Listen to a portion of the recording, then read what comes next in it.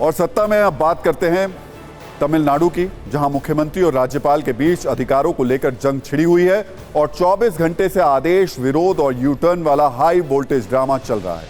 ये सत्ता और राजनीति से जुड़ी बड़ी खबर है, इसके बारे में आपको पता जरूर होना चाहिए। इस खबर की कुंजी खोलें उससे पहले एक वीडियो पर गौर कीजिए।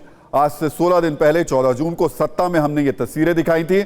हमने तमिलनाडु के बिजली मंत्री वी सेंथिल को हिरासत में लिए जाने के वक्त हुआ हाई वोल्टेज ड्रामा देखने को उस वक्त मिला था, वो आपको दिखाया था। मनी लॉन्ड्रिंग के एक मामले में ईडी ने तमिलनाडु के बिजली मंत्री से पहले कई घंटे तक पूछताछ की और फिर उन्हें हिरासत में ले लिया था, जिसके बाद वो फूट फूट कर रोने लगे और जोर जोर से चिल्लाने लगे थे।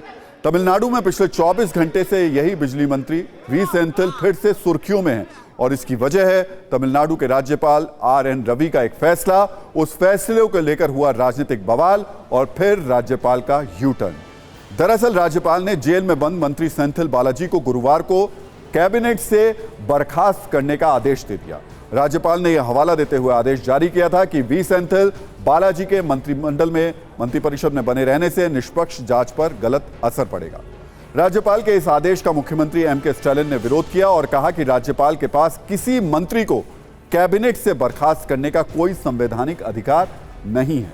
विरोध के कुछ ही घंटों के अंदर राज्यपाल ने बालाजी को मंत्रिमंडल से बर्खास्त करने के आदेश को स्थगित कर दिया। मुख्यमंत्री को कल देर रात भेजे पत्र में राज्यपाल ने कहा कि वो इस कदम को लेकर अटॉर्नी जनरल से विचार विमर्श करेंगे और उनसे कानूनी सलाह लेंगे। बताया जा रहा है कि केंद्रीय गृह मंत्रालय के हस्तक्षेप के बाद राज्यपाल के इस फैसले को पलटा गया।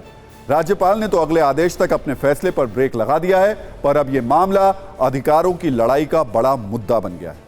पूरे घटनाक्रम के बाद एक बार फिर से राज्यपाल की शक्तियों और संवैधानिक अधिकार को लेकर बहस शुरू हो गई है।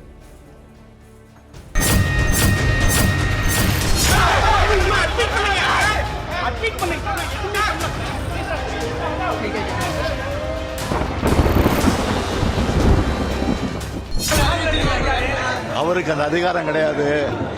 நான் சட்ட ரீதியாக நாங்கள் சந்திப்போம். Opposition leader, the Honorable Chief Minister now, Through MK Stalin ji, as opposition leader, has categorically requested the Honorable Governor then in 2016 and 18 to dismiss a minister from the ADMK government. Now in 2023, he calls this a constitutional crisis.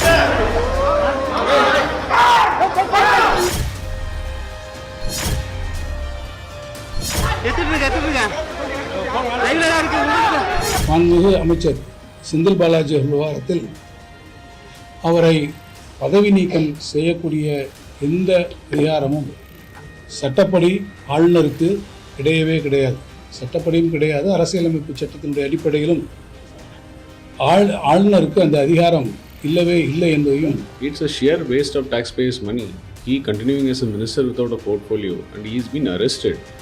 And yes, there is an ultimatum of 2 months' time, 60 days' time from the Supreme Court. And he is going to get convicted for his offense of scam.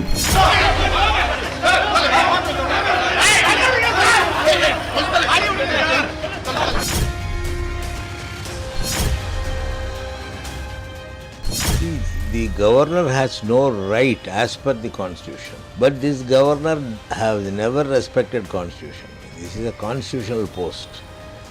But he had never respected constitution. Governor is constitutional head of the state. He has got right to dismiss because he upset the ministers. Mr. Senthil Balaji was appointed the governor and is dismissed. He has given the reasons as to he was dismissed.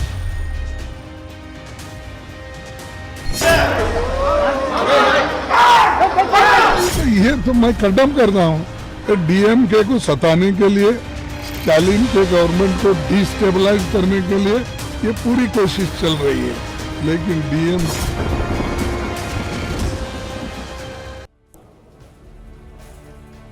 तो अधिकारों के इस मामले को संविधान और supreme court के फैसलों के लेंस से भी देख लेते हैं।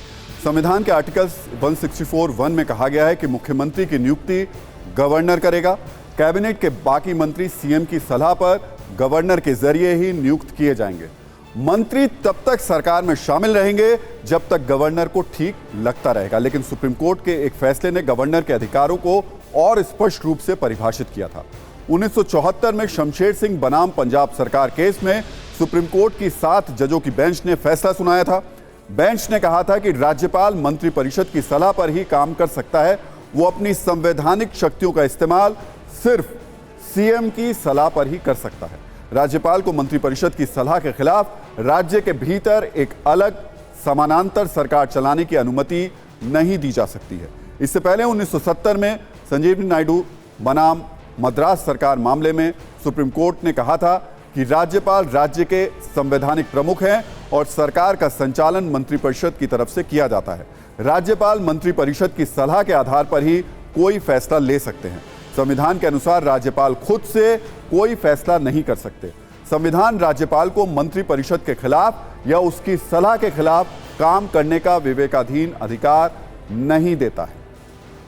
संवैधानिक एक्सपर्ट्स की माने तो गवर्नर के पास ऐसी शक्ति नहीं है कि वो राज्य सरकार के कैबिनेट मंत्री को सीधे बर्खास्त कर दें। संविधान में शक्तियों के बंटवारे में यह निर्धारित किया गया। ऐसा सवाल ये जो उठा है, इसका जो कारण है वो संविधान में भी है, जो कि जो कोई भी मिनिस्टर होता है वो उसकी जो टेन्योर है during the pleasure of the governor है। इसका मतलब है गवर्नर जब तक चाहे तब तक वो मिनिस्टर रहता है।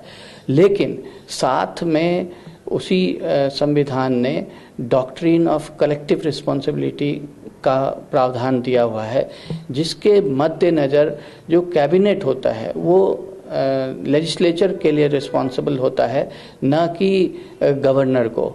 तो ऐसे में जो गवर्नर ने पावर इस्तेमाल किया है बहुत ही ऑड है, ऐसा होता नहीं है। वैसे अक्सर राज्यपाल आर.एन. रवि जहां जाते हैं विवाद उनका पीछा करते हुए वहीं पहुंच जाते हैं। सितंबर 2021 में आर.एन. रवि ने तमिलनाडु के राज्यपाल के तौर पर कार्यभार संभाला था। इसके बाद से राज्य में राजभवन और सरकार के बीच तनाव बना हुआ है। पिछले साल स्टालिन सरकार ने यह आरोप लगाते हुए आर.एन. रवि के कार्यक्रमों को बहिष्कार करने का ऐलान किया था कि स्टालिन सरकार द्वारा की गई कई कैबिनेट सिफारिशों और 1 दर्जन पारित विधेयकों को मंजूरी देने में राज्यपाल ने देरी की।